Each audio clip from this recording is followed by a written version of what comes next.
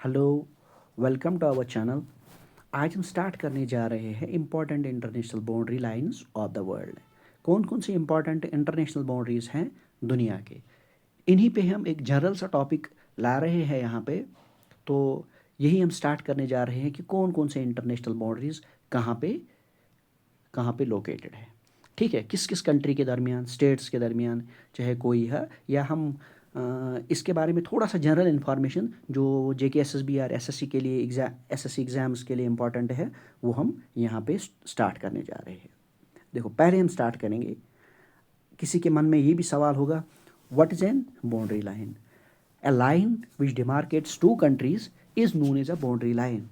एक लाइन जो डिमार्केट करे यानी हदबंदी करे दो कंट्रीज़ को, उसको हम बोलते हैं बाउंड्री लाइन। सपोज यह कंट्री ए, यह कंट्री बी, कंट्री ए, कंट्री बी।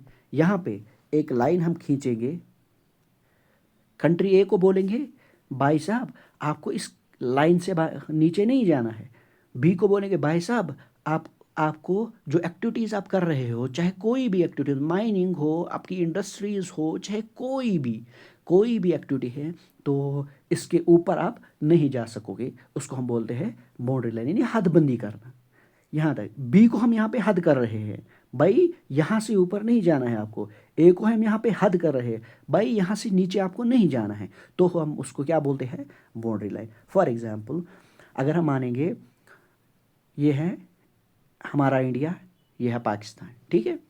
तो हमने एक लाइन ड्रा की है यहाँ पे हमने एक लाइन ड्रा की है। तो हमने इनको बोला है दो कंट्रीज़ को बोला है कि यहाँ तक आप काम कर सकते हो।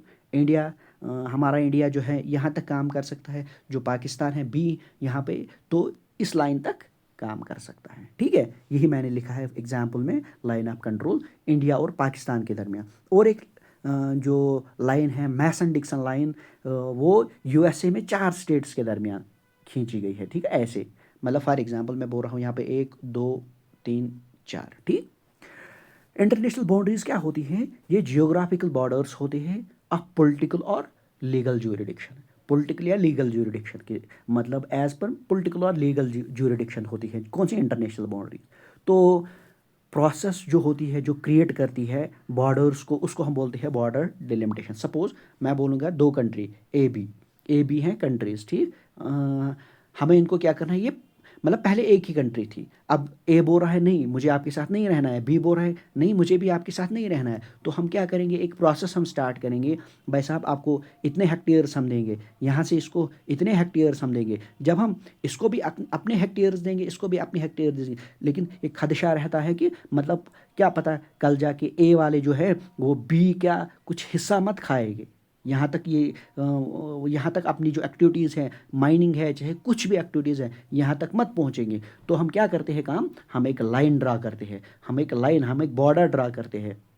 तो उसी को हम बोलते हैं बाउंड्री डिलिमिटेशन। ठीक है, मतलब कुछ कंट्रीज़ को कुछ बॉर्डर जो होते हैं वो थिनली गार्डेड है। थिनली गार्डेड मतलब क्या है? थिनली गार्डेड मतलब ये है कि मतलब वहाँ पे ज़्यादा जो फोर्सेस है, प्रोटेक्टिव फोर्सेस जो है, जो प्रोटेक्शन करते हैं बॉर्डर्स का, वहाँ पे ज़्यादा नहीं है, कहीं पे फ्री मूवमेंट भी है। ठीक है, जैसे आप यहाँ पे देख सकते हो some international borders such as those within a free movement, जहाँ पे आर लाइक यूरोपियन यूनियंस, वो क्या है? थिनली गार्डेड है या कम्प्लीटली ओपन है। अगर हम देखेंगे इंडिया पाकिस्तान बॉर्डर जैसे आपने देखा है, या नॉर्थ और साउथ कोरिया का बॉर्डर है, वहाँ पे बहुत ज़्यादा हैविली पेट्रोलड का मतलब क्या होता है कि मतलब वहाँ पे आर्मी का मूवमेंट होता है बहुत ज़्यादा, या वहाँ पे जो तैनात हैं जो फोर्सेस जो होते हैं किस बॉर्डर पे, डिफरेंट डिफरेंट फोर्सेस होते हैं, SSB होता है या मतलब ITBP होता है, मतलब ऐसे ही। तो वहाँ पे बहुत सारी पेट्रोल होती है। ठीक है, तो अगर पेट्रोल रोड है वहाँ पे तो कुछ क्रॉसिंग्स होती है फिर वहाँ पे, जहाँ से मूवमेंट अलाउड होता है, लेकिन विद प्रोसीजर्स। हम स्टार्ट करेंगे इंपॉर्टेंट इंटरनेशनल बाउंड्रीज कौन कौन सी हैं। पहली जो इंटरनेशनल बाउंड्री है वो है 16th parallel north. 16th parallel north किस किस कंट्री के दरमियान है? नाम्बिया एंड अंगोला के दरमियान। ठीक है, 17th पैरेलल किस किस कंट्री के दरमियान है? साउथ वियतनाम और नॉर्थ वियतनाम के दरमियान है। जो ये साउथ वियतनाम और नॉर्थ वियतनाम के दरमियान है, जो 7th ये कौन सी लाइन डिमार्केट करती है? ये कौन सी लाइन है? 17th latitude from the equator. ठीक है, ये किस बेसिस पे डिमार्केट किया था? 1954 जिनेवा अकॉर्ड्स के दरमियान। जो 17th पैनल ये इररिलेवेंट बनी है कब से? जब से यूनिफिकेशन हो गई है वियतनाम को। अगर आपको डेट याद होगा, वियतनाम की यूनिफिकेशन 1976 में हुई है, तब से ये इररिलेवेंट है, रिलेवेंट नहीं है। 20th पैरेलल अगर हम देखेंगे, 20th पैरेलल किसके दरमियान है? लीबिया और सूडान के दरमियान। लीबिया और सूडान के दरमियान ये लोकेट कहाँ है? North 20th north latitude which is used as a border between, यानी इक्वेटर से 20th नॉर्थ लैटिट्यूड पे है। इसकी लोकेशन ये है। ठीक है, 22nd पैरेलल क्या है? ये इजिप्ट और सूडान के दरमियान है। जो इजिप्ट और सूडान को डिवाइड करता है या डिमार्केट करता है, तो उसको हम क्या बोलते हैं? 22nd parallel. ये याद रखने हैं कंट्री। ये उतना इम्पॉर्टेंट नहीं है ये वाला, लेकिन ये जो नेमा बाउंड्रीज और बिटवीन ये इम्पॉर्टेंट है। इसीलिए मैंने बोला कि 22nd पैरेलल जो है ये किस किस कंट्री के दरमियान है? इजिप्ट और सूडान के दरमियान। ये क्या करता है कि 22nd जो लैटिट्यूड है नॉर्थ इक्वेटर से ऊपर, जो 22nd लैटिट्यूड है, वो एक मेजर पोर्शन है किसका? सूडान इजिप्ट बॉर्डर का। अगर हम 25th पैरेलल की हम बात करेंगे, 25th पैरेलल जो है मॉरिशियन और माली के दरमियान है। ये नॉर्थ मोस्ट सेक्शन है माली बॉर्डर, तो ये आप याद रखना है। तो अगर हम बात करेंगे 31st पैरेलल, ये आ सकता है एग्जाम्स में, क्योंकि जो टेंशन था ईरान और इराक के दरमियान, तो इस वजह से इम्पॉर्टेंट बनता है, न्यूज़ में आया है बहुत बार। तो जो ये 31st नॉर्थ लैटिट्यूड है, ये मार्क करता है कौन सा? ईरान और इराक का बॉर्डर।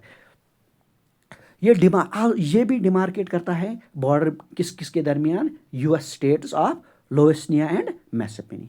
38th पैरेलल की हम अगर बात करें, ये किस किस के दरमियान है? नॉर्थ कोरिया और साउथ कोरिया के दरमियान है। ये मिलिट्री डिमार्केशन लाइन है, मिलिट्री डिमार्केशन लाइन। ठीक है, मिलिट्री डिमार्केशन एमडीएल को हम कभी कभी ये भी बोलते हैं कि आर्मिस्टिक लाइन। आर्मिस्टिक लाइन ये याद रखना है। 38 पैरेलल लाइन क्या है? ये एमडीएल है, यानी एमडीएल का मतलब क्या है? Military demarcation line. ये 38th पैरेलल है। 38th पैरेलल जो है ये हम यूज़ करते हैं डिमार्केट करना central part of demilitarised zone between North and South Korea.